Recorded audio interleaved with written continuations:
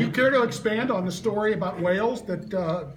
Well, it was a fantastic group of guys, about 35 guys from literally all over the world. Now you're what, 30-something years old? Yeah, I remember getting on the bus with those guys in the town of Rhyl, R-H-Y-L. It was right on the coast of northern Wales. And I get on the bus with these guys and I look at them and I think, God, these guys are old. Because, you know, the guys you go through with the training, you saw them as 18, 19, 20-year-olds when you entered. And it just, you know, you just age together. So I realized then, at the age of about 32 or 33, that, yeah, I've been up with her too. So one of the things that happened there at Wales, and these last couple of days reminded me of it. We were sitting at a table one night, and somebody said, you know, we've been here 50 days, and it's rained 49. And another guy says, and Noah built an ark for a hell of a lot less.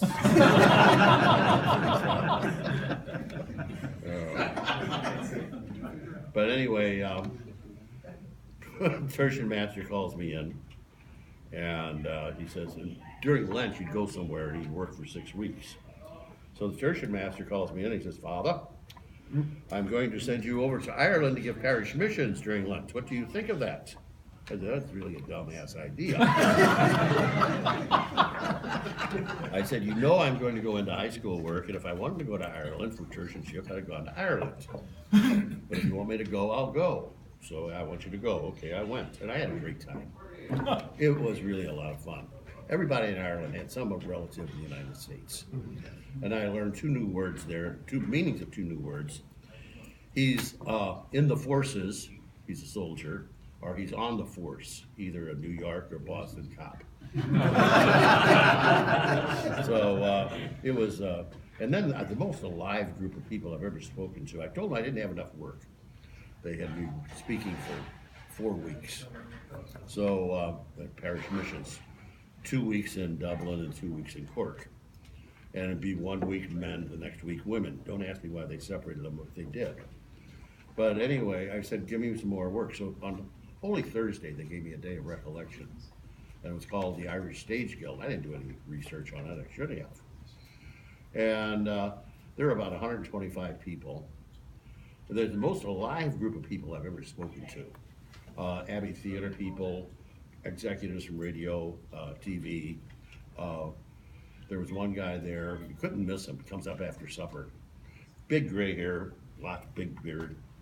And he says, Father, you want to go out for a jar after supper? Fine. His name was Noel Purcell. And he worked in the movie Mutiny on the Bounty when Brando was in it. So he had some stories from that. So we got to the restaurant we went to, our bar was called The Goat. And it seems as though the whole day of recollection just moved to The Goat.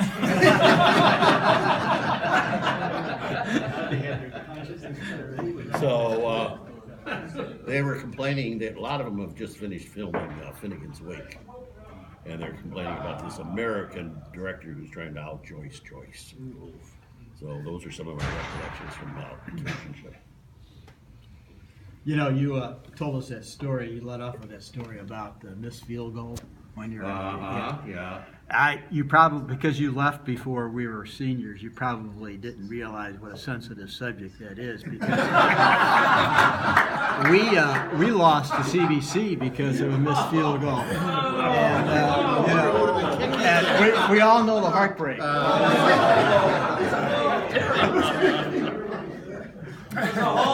It was a holder problem. Yeah, it was a holder, right. It was like Snodgrass trying to catch a pass. So what do you think of a Jesuit being a pope? And what do you think he's doing? Well, as I told my niece's husband, the style is different, but the substance is the same. I think he's doing a fantastic job. And I think that he's bringing a lot of warmth, a lot of humanity to the church. So I just think he's doing a fantastic job. And when you have people like Burke complaining about him,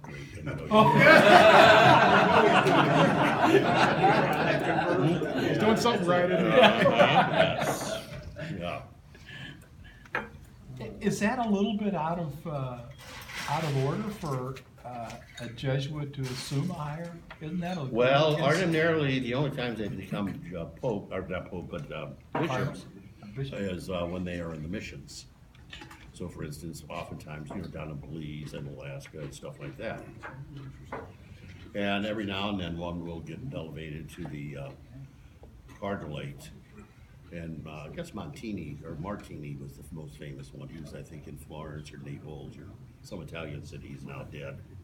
But he at one time was looked upon as a Possible. yeah.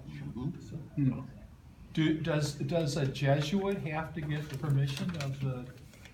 Yes, he does. General? He gets permission of the general, but remember the Pope overrides the general. And The black pope or the regular pope? Except in St. Louis. The regular pope. The regular pope. So, it's the idea of, it's a reaction to what was going on during the Middle Ages, when you had your bishops and cardinals and so on, trying to make as much money and power as they possibly could. So Jesuits, when they take their final vows, say, I will not seek higher office, and so on. But if Called upon, you do your duty. Have you taught any other classes besides English or English-related subjects? I taught 2 summers to some scholastics on the teacher and school health. College courses that they had to have to be able to get certified to teach in high school in Missouri. But other than that, I can't remember. So it was as Denny Dugan had Sheehan's ear down at St. Louis High. So I started off teaching 5 sections of speech twice a week. And so I Words did, of power. no, that's the second semester. So Denny Dugan, or Denny Daly rather, Denny Daly gets hold of Sheehan and says, well, these kids don't need speech, they need vocabulary. So, second quarter is vocabulary, words of power. Good old Funk and Wagnalls. And then Denny Daly gets the idea, no, what they really need is speed reading. So, she calls me in, you're gonna do speed reading. I said, I don't know anything about speed reading. He says, see, talk to John Dietzler, he'll tell you how to do it. So I talked to John Dietzler, he said, well, you turn these machines on. You remember the discoscope or whatever it was? Yeah. So I didn't know what I was doing, but that's okay. so that was 1 year. Have you ever gone back to any of those 3? No, not as such. When I taught English at DeSmet, my first few years there, I brought in the vocabulary. There was a book we used for sophomores that I discovered. I can't find it anymore. And it was a great, great book for vocabulary because it started talking off of the 2 different types of dictionaries, the prescriptive and the proscriptive. Whereas Webster will put down, for instance, I'll use the example, all right as one word. Yeah. As I tell my kid, all right is A-L-L-W-O-R-N-G. Or A-L-W-R-O-N-G. It should be written as 2 words. But Webster's will have that in there as wrong. As all right as one word. I'll bet you'd be wrong. tough to play Scrabble against. And then in the book that I really like, dictionary I really like, is the American Heritage. And they have what they call a usage panel. And the usage panel says, no, the only time you use all right is as one word is when you want to make someone's speech or writing.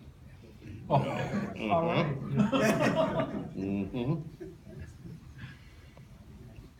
But there are other things in there that, and also the various influences in the English language.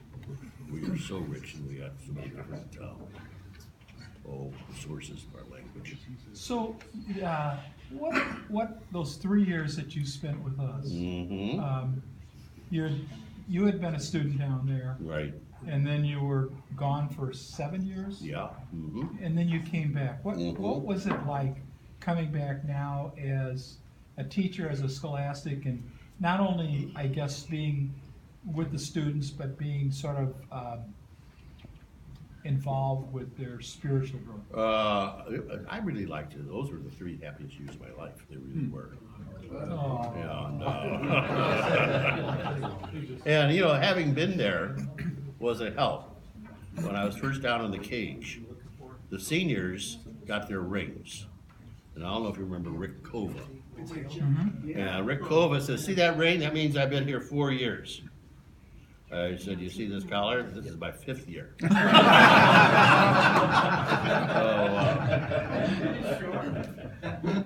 So, you know, it's nice to have that experience.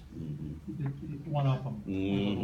Were you as nervous walking into the classroom for the first time as all of us were sitting there for the first time? Were you? Oh, yeah. There's a fantastic teacher who was there 3 years ahead of me, and 3 years ahead of you, by the name of Bob Barman, a Jesuit. And he, I don't know which classroom he was in, but he threw up when he came. At SLUH High as his first year scholastic. He threw, Oh, wow. and he was a fantastic teacher. Really a good teacher. Father, I didn't notice you being nervous. I was. That's why I had to exercise total control. It's true. It worked. It did. You buffaloed us for sure. Yeah. Well, I think we're gonna enjoy our meal here, and your food's been brought, so please enjoy it, Father Durso. I think probably